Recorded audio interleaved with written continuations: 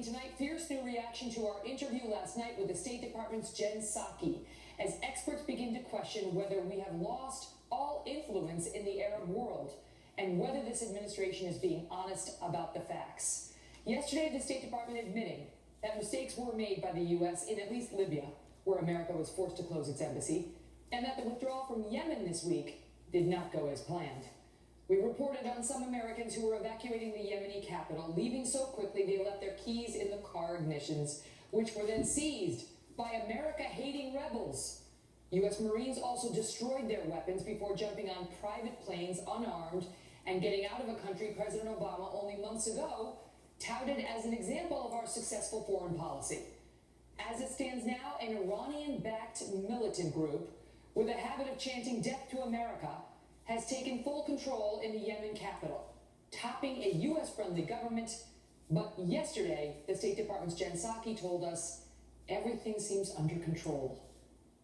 Do we have control of our policy in the Middle East, and does this reflect a lack of American leadership? The situation, as you've referenced in your opening here, is just too volatile to be on the ground right now. That's not about American leadership. That is about the situation on the ground. But the government there was U.S.-backed, and as recently as September, Barack Obama was touting it as an example of a country in which our counterterrorism program is working and our support of a foreign government is working. Are we still supposed to be looking at Yemen as some sort of an example of an American success? We still have means of communicating and working with a range of contacts and sources we have on the ground. That's continuing. Who, the people we liked, are now pushed out of power, and here's video of the people who are now in control. They do not appear to be fans of the United States, as they love to run around chanting the following. Show the video. I mean, are we supposed to be coordinating with them? Are those our new counterterrorism partners? Well, Megan, there are, as there are in any country, there are counterparts we work with that are on the military chains, that are in other chains, that are not necessarily diplomatic chains. And that is continuing in Yemen today as we speak. Jen, the problem that the United States has now is it appears that the policy we pursued in connection with the Arab Spring from December 2010 forward has failed. And it seems very clear that American influence in that region is diminishing, while that of Iran is on the rise. I think we have to look at each of these countries individually. As it relates to Libya, you're right. But there's whether we blew it, in each of those instances, and in the case of Yemen. Well, what I'm getting at, Megan, do we want to return to Yemen? Absolutely. That's why we suspended our operations. We plan on returning when we can. The Houthis have said they are not threatening. They don't want to go after the United States. The video sort of belies that promise.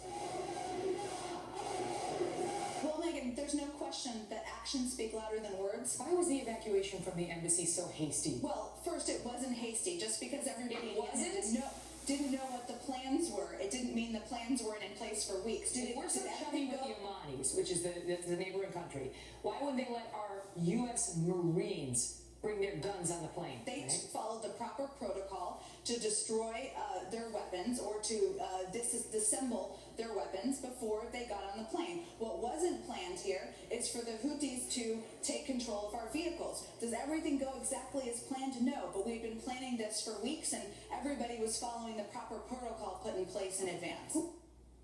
Joining me now, Brett Stevens, a foreign affairs columnist for the Wall Street Journal and author of America in Retreat, The New Isolationism and the Coming Global Disorder. Brett, good to see you tonight. She wants us to believe that we had this plan, it was executed quickly, but it went generally according to plan, as opposed to the fact that the Yemeni embassy was apparently sacked, and that the counterterrorism program is still not. That's bull. The language is Orwellian. The language is absolutely Orwellian. Just in the last 24, 48 hours, we've had the remains of the Yemeni government, a major base being overrun by Al-Qaeda. We have two major strategic threats in Yemen. The Shiite, the Iranian-backed Houthis who have taken over the capital. Those are the Death to America, Death to America. And then the other Death to America people, the Sunni side, who are... And those ones really mean it. They both really... The Al-Qaeda ones really mean it. They've devoted their whole lives to it. Megan, the first time I was on your show, we were talking about Yemen. This was back in September when the Houthis first marched into Sana'a and started encamping around government buildings. And it was clear then that we had a major strategic problem, and the entire time the administration has tried to pretend that we don't face a major strategic, not a setback, a calamity in Yemen. The problem is, I mean, most people are like, Yemen, what? But the problem is they house our most dangerous enemy. The most dangerous faction of Al-Qaeda is growing in Yemen. The people who did the Charlie Hebdo execution in Paris, France, were from Yemen. And this is a group that's very determined on attacking America in particular and other Western targets. So we cannot afford to have the U.S.-backed government collapse. We can't afford to pull our embassy out because that's where the CIA is based and their counterterrorism operations are.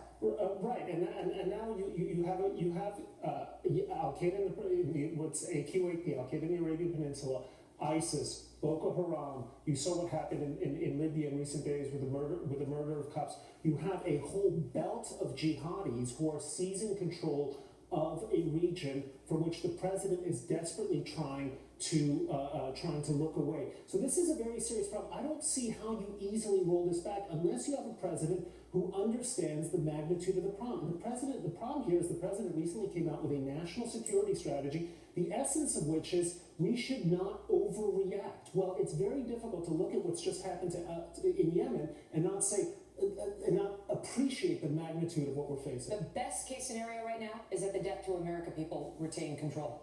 That's the best case scenario. Well, because if they lose, then the Al-Qaeda folks... Yeah, except they're an arm of Iran. They're essentially the Yemenite version of Hezbollah. Iran now controls Arab capitals in Baghdad, Damascus, Beirut, and now Yemen in Sana'a. So both of our enemies are advancing at once. And this is a major strategic dilemma for which this administration doesn't have even the beginning of an answer. Nor a commitment to being truthful. I mean, Jen Psaki, it's not her fault. She works for an administration that tells her what to say, and she's a good ambassador for them.